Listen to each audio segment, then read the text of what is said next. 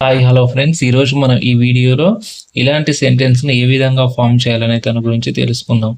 నేను అడగాల్సి వచ్చింది, నేను మాట్లాడాల్సి వచ్చింది, నేను తినాల్సి వచ్చింది, నేను అటెండ్ అంటే హాజరు కావాల్సి వచ్చింది, నేను సాధించాల్సి వచ్చింది, నేను కొనాల్సి వచ్చింది, నేను అమ్మాల్సి వచ్చింది, నేను తాగాల్సి వచ్చింది, నేను పని చేయాల్సి వచ్చింది, నేను జాయిన్ కావాల్సి వచ్చింది. ఇట్లాంటి సిచ్యువేషన్స్ అన్నీ ఒక్క దెబ్బతోటి క్లోజ్ అయిపోతాయి అన్నమాట. మనం చూడండి, నేను అడగాల్సి వచ్చింది. నేను అంటే ఐ. అడగాల్సి వచ్చింది అన్నప్పుడు మనకు ఒక హెల్పింగ్ వర్బ్ ఉంటుంది. హ్యాడ్ టు అనే ఒక హెల్పింగ్ వర్బ్ యాడ్ చేసుకుంటే అడగడాన్ని ఇంగ్లీష్లో మనం ఏమంటున్నాం? I had to ask.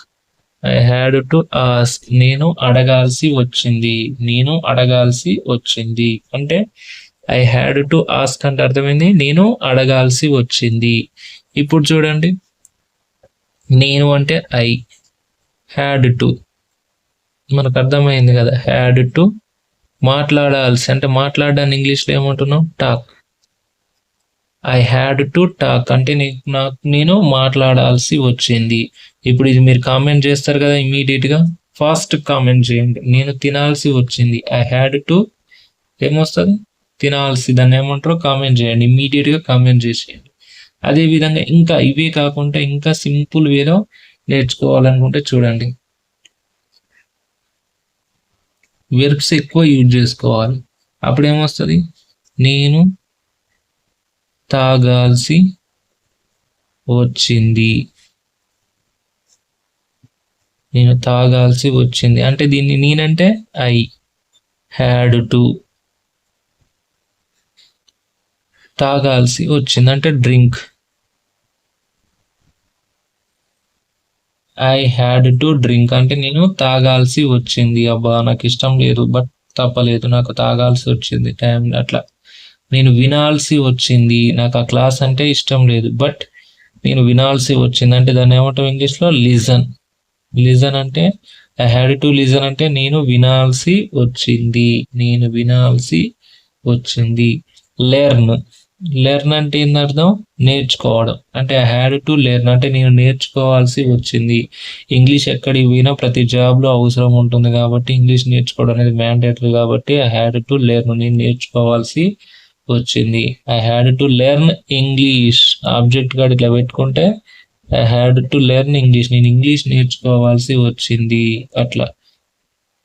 ఓకేనా? ఇట్లా ఇంకా సెంటెన్సెస్ అనేది లెంతీగా కూడా మనం పొడిగించుకోవచ్చు. ఇంకా వెర్బ్స్ చాలా రకాలైనటువంటి వెర్బ్స్ ఉంటాయి, అవన్నీ యూజ్ చేసుకోండి. ఫర్ ఎగ్జాంపుల్ చూడండి, ఆస్క్ అంటే అడగడం, టాక్ అంటే మాట్లాడడం, అదేవిధంగా యాక్ట్ అంటే నటించడం. ఐ హ్యాడ్ టు యాక్ట్ అంటే నేను నటించాల్సి వచ్చింది. ఐ హ్యాడ్ టు బై అంటే అర్థమైంది కొనడం. ఐ హ్యాడ్ టు బై అంటే నేను కొనవలసి వచ్చింది. సెల్ అంటే అర్థమైంది అమ్మడం. ఐ హ్యాడ్ టు సెల్ అంటే నేను అమ్మవలసి వచ్చింది అట్లా. నేను కొనాల్సి వచ్చింది, నాకు అమ్మవలసి వచ్చింది, నాకు తినాల్సి వచ్చింది, నాకు తాగాల్సి వచ్చింది. నేను అదేవిధంగా జాయిన్ కావాల్సి వచ్చింది, ఇంట్రెస్ట్ లేదు బట్ కాకపోతే డబ్బుల కోసం ఏదో ఒక జాబ్ అని నేను దాంట్లో జాయిన్ అయ్యానని చెప్తాం కదా, అప్పుడు ఏమొస్తుంది? ఐ హ్యాడ్ టు జాయిన్, నేను జాయిన్ కావాల్సి వచ్చింది. ఇట్లా ఈ విధంగా మనం సెంటెన్సెస్ అనేది ఫామ్ చేసుకోవచ్చు. ఇదాని కాదు, ఏదైనా సింపుల్గా మనకు స్ట్రక్చర్ ఎలా వచ్చింది? ఇప్పుడు ఐ అంటే సబ్జెక్ట్ వచ్చింది, మనం యాడ్ చేయాల్సింది హ్యాడ్ టు, ప్లస్ ఏమొచ్చింది? వెర్బ్ వచ్చింది, తర్వాత ఎక్స్ట్రా వర్డ్ ఆబ్జెక్ట్ ఏదైనా రాసుకోవచ్చు అట్లా. ఇప్పుడు గుర్తుంది కదా, అడగాల్సి వచ్చింది, తినాల్సి వచ్చింది, మాట్లాడాల్సి వచ్చింది, తాగాల్సి వచ్చింది, వినాల్సి వచ్చింది, నేర్చుకోవాల్సి వచ్చింది, పని చేయాల్సి వచ్చింది, రావాల్సి వచ్చింది మా ఇంటికి, ఇల్లు కట్టాల్సి వచ్చింది. తప్పట్లే, ఎన్ని రోజులు 2 రోజులు ఉంటాము, అందుకే ఇల్లు కట్టాల్సి వచ్చింది. రాయాల్సి వచ్చింది, చదవాల్సి వచ్చింది, అదేవిధంగా అమ్మవలసి వచ్చింది, చెప్పవలసి వచ్చింది, అట్లా పరిగెత్తాల్సి వచ్చింది, నేనే డబ్బులు చెల్లించాల్సి వచ్చింది. ఇట్లాంటి సెంటెన్స్ అన్ని వాటితోటి క్లోజ్, వాళ్ళతోటి ఇది మొత్తం కంప్లీటెడ్. ఇక దీని గురించి ప్రత్యేకంగా నేర్చుకోవాల్సింది ఏం లేదు. మనకు వెర్బ్స్ చూస్తే ఆల్మోస్ట్ ఇవన్నీ వచ్చినట్టే.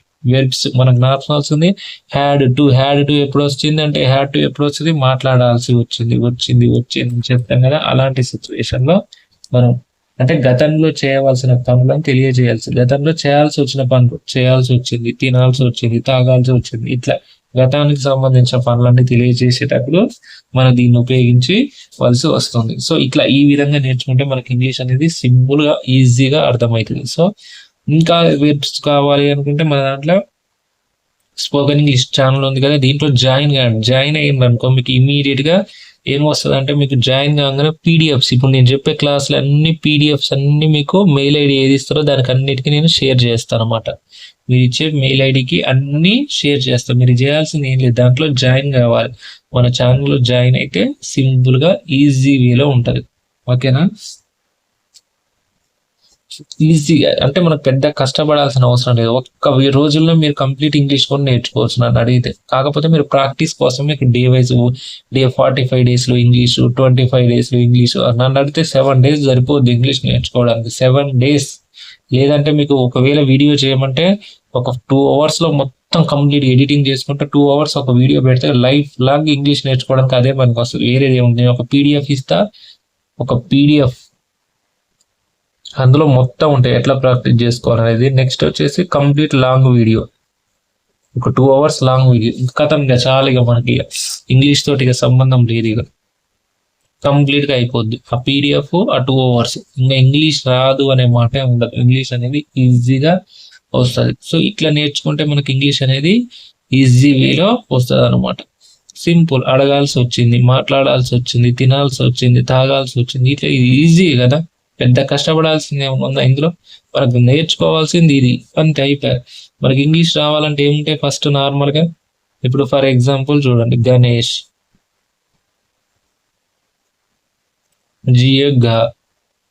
GANESH గణేష్ అయిపోయిందా?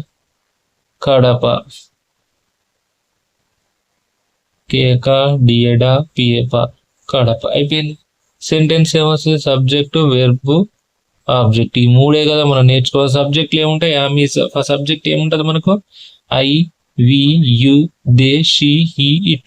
ఈ 7 కదా, అయిపోయిందా? 7 వచ్చేసినాయా? ఇంకేముంది మనం నేర్చుకోవాల్సిన? వెర్బ్స్. ఒక వెర్బ్స్ అంటే ఏముంటాయి? ఈట్ అంటే తినడం, ఇక్కడ ఉంది కదా. ఆస్క్ అంటే అడగడం, టాక్ అంటే మాట్లాడడం, బై అంటే కొనడం, సెల్ అంటే అమ్మడం, లిజన్ అంటే వినడం, డ్రింక్ అంటే తాగడం, లెర్న్ అంటే నేర్చుకోవడం. అయ్యే.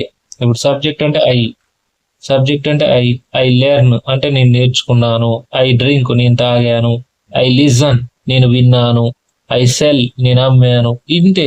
ఇంకా పెద్దగా దీంట్లో కష్టపడాల్సి నేర్చుకోవాల్సింది ఏమన్నా ఉందా? ఇప్పుడు ఏముంది? ఆబ్జెక్ట్ అంటే, సబ్జెక్ట్ అంటే ఐ, వెర్బ్ అంటే learn, English object, I learn English నేను ఇంగ్లీష్ నేర్చుకున్నాను. ఇక్కడ మనకు ఏమొచ్చింది? నేర్చుకోవాల్సి వచ్చింది కాబట్టి హ్యాడ్ టు యూజ్ చేసినాం. లేదనుకుంటే నార్మల్ వర్డ్ ఇదే అయిపోద్ది కదా, పెద్దగా దీనికి కష్టపడాల్సిన అవసరం. సో ఇట్లా ఈ విధంగా నేర్చుకుంటే ఇంగ్లీష్ అనేది ఈజీగా.